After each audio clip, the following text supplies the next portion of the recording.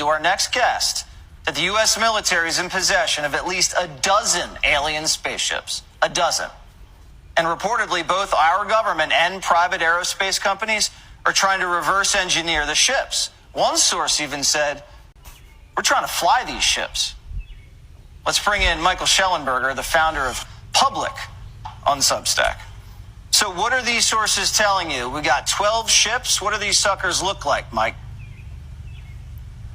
Good to be with you, Jesse. Yeah, I mean, the descriptions range from the classic disc shape to the triangular shape to another person described ships as sort of a modified Huey helicopter or deep sea submarine. These are all people that are sane, highly intelligent, in positions to know, and also cleared at very high levels of security clearance. They were very anxious in speaking with me. I protected their identities, didn't even reveal their genders or the institutions that they work for, but they all felt compelled to speak out in response to this whistleblower who you just quoted, who made those extraordinary claims, and they verified the core claims that indeed the U.S. government does have non-human spacecraft. There you go. What exactly is the U.S. government doing with this spacecraft? They say that, and it sounds crazy, but it is what they say, that the U.S. government has been working to reverse engineer these technologies for many decades, and that the high levels of security has made that very difficult. One person described an effort to involve a broader set of scientists and engineers to cut through the stovepipes in this person's language, and that proposal was rejected. It was made through a major aerospace corporation. And, you know, what I would emphasize here is that I think we can't have it both ways.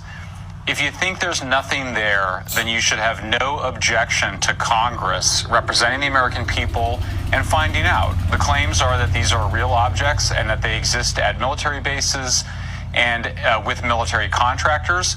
So if they're not there, then nobody should object to people looking, including in unannounced visits. But you can't say that there's nothing there and we shouldn't look. I think that's no longer credible. I mean, as one of the persons said to me, the toothpaste is out of the tube. And I think that with the awareness that this may exist, that's enough of a justification for Congress to look into it. Absolutely, and they should. Have any of your sources described seeing any extraterrestrials?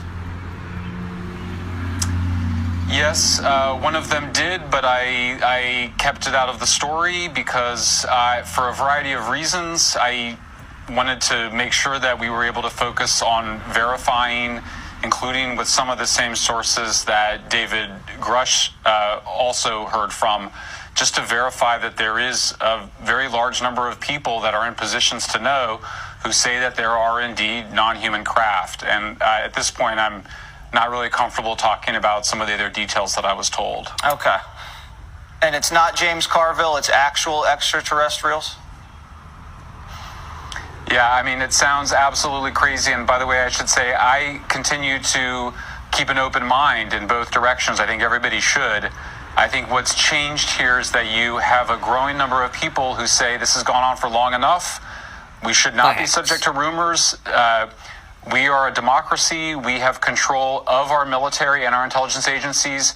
And if they are hiding something from us, we need to find